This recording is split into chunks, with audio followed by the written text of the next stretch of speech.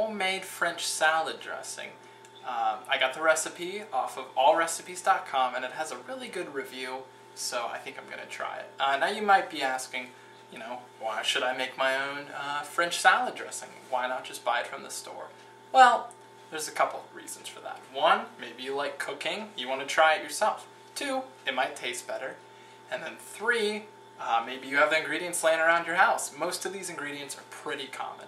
The first thing we're going to need to do though is chop up a small onion. And basically we're just going to mix that with some other ingredients, stick them in a food processor, blend them, and then just store it in the fridge. And you've got French house dressing. Okay, basically just take a small onion. Didn't specify what kind, but this is a typical onion right here. It's not a red onion.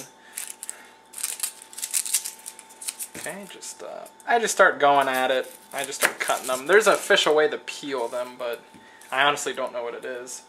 So I just start cutting, and then you'll see the skin kind of comes away as you cut it.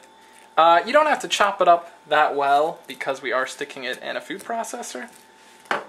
So you could just, now that it's starting to come apart, you can just kind of peel it.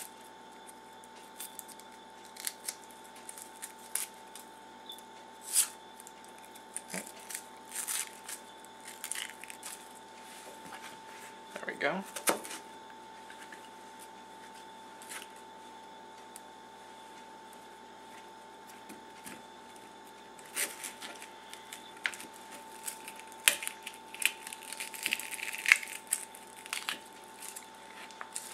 Okay, good way I've been told to chop onions, and I've seen people do this in videos. I don't know if this is the proper way, but they say just kind of go along the lines. But since we're just chopping them up and they're going to be pureed anyway, there's nothing fancy about this. You know, we're not going for a certain form or technique or anything because we're just going to blend it into a sauce, to a dressing, salad dressing.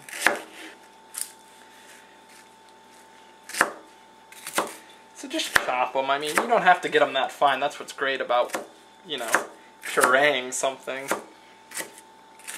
You don't even have to spend that much time on it, really. Honestly, this is probably good right here. Alright. Chopped is the biggest of the way you can cut something. You can chop something, you can slice it, and then you can dice it, and each one of those gets smaller. So here we go, one chopped onion. Basically now, the second step, or really just the first step, I mean if you don't include chopping the onion, we're just going to throw everything in here, and then just blend it until smooth. If you don't have a food processor, I don't recommend doing this recipe. Now the first thing you need is 1.5 cups of vegetable oil. So measure that out.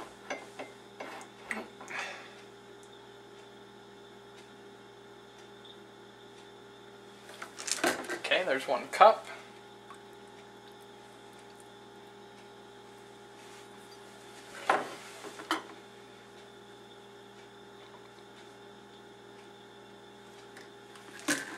Okay, there's my 1/2 cup.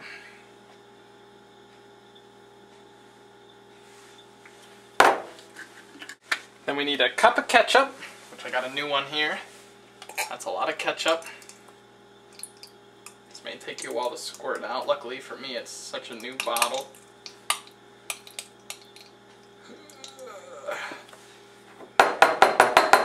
Make sure you level it out. You don't want to over measure.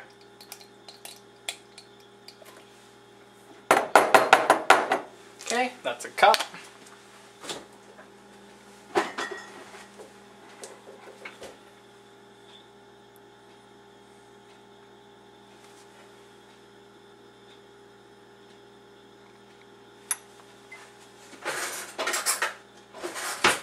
You can use a spoon to get the rest of that out if you want.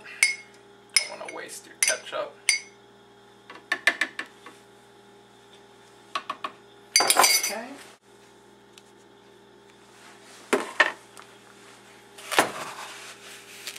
Sugar. A lot of salad dressings, if you don't know this, are very sugary, and that's probably a huge part of why you like them so much if you're a big fan of salad dressings.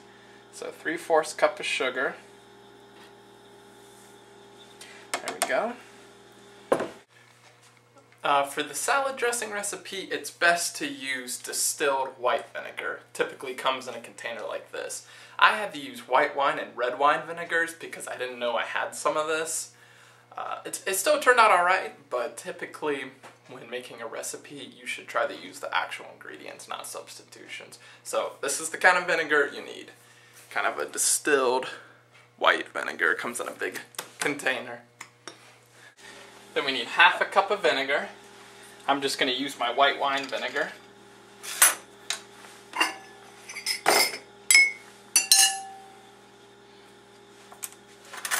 Hopefully I have enough here for half a cup. I feel like I'm running a bit low.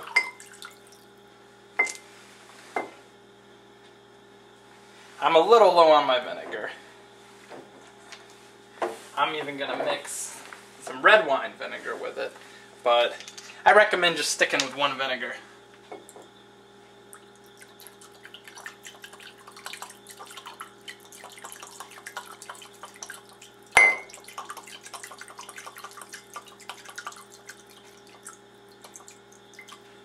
Okay. Yeah, once again I had to mix my red wine and my white wine. Sometimes you can get just plain old vinegar in like a big plastic container. I didn't have any, so I'm mixing red and white wine. It should still turn out alright because it's still basically vinegar, it's just a different flavoring of it. So pour that in.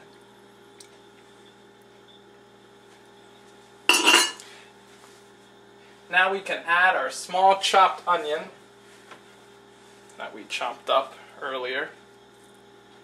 So let's add that in nice and slow.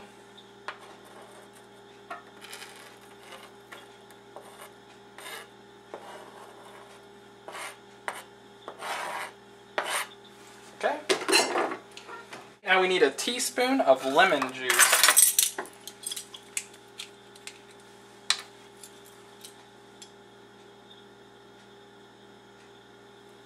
Teaspoon of lemon juice.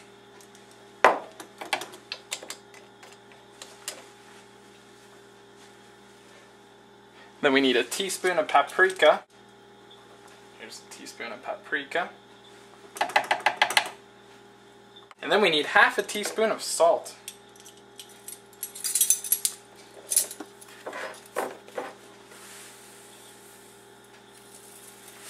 Here's half a teaspoon of salt. Great! Now my food processor is close to being full, so luckily we're done. Hopefully yours is bigger than this. If not, it's alright, it'll fit. Okay.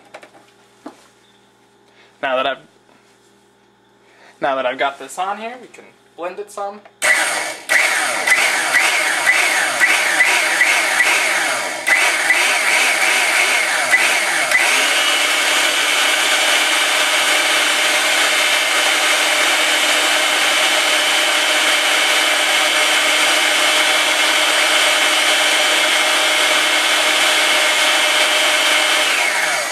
Just keep going until the onion, you really can't see bits of it anymore.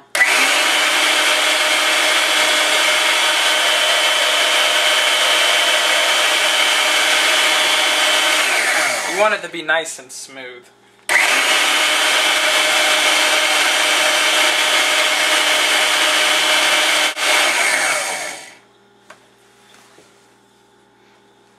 Okay, that looks pretty smooth to me.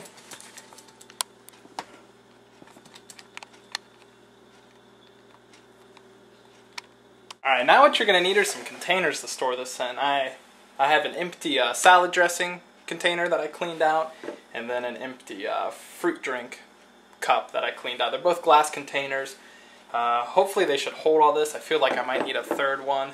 So make sure you have some containers to hold this, or I guess you could just keep it in some sort of Gladware or something. Okay. And then now from here I can go into these smaller containers. I'm still really messy. I'm a very messy cook.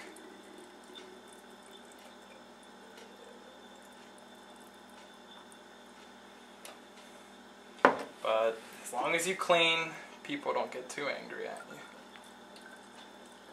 I'm wasting some by dripping, and I feel bad about that. Well, because of my sloppiness, I could easily fit this into 2 of these.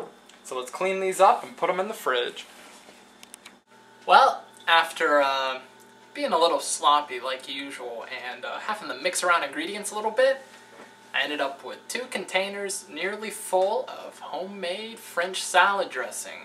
It smells good, and I'm sure it tastes good too. I'm going to stick it in the fridge, give it a few hours to, settle, and then you've got homemade dressing. So if you've got the ingredients lying around the house, want to make some homemade salad dressing, there you go. Took me 15 minutes. Good luck!